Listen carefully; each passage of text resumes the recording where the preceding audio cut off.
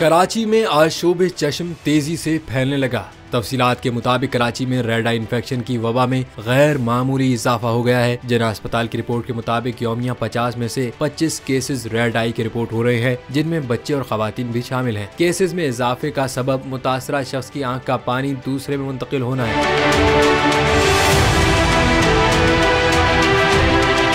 तिब्बी इमदाद के मुताबिक इस रेड आई इन्फेक्शन की वजह से मुतासरा फर्द की आंखें नमी के साथ सुर्ख हो जाती हैं, आंखों में दर्द भी होता है, जबकि ये 8 से 10 रोज तक जारी रहता है। इसके लिए एहतियात और सफाई जरूरी है। मुतासरा फर्द का तौलिया और साबुन समेत दीगर इस्तेमाल की अशिया अलहदा रखें। मुतासरा फर्द आंख को तजवीज़ करदा आई ड्रॉप और साफ टिश्यू से साफ करें। इसके अलावा मुतासरा आंख को ठंडे पानी से धोने से आराम मिलता है।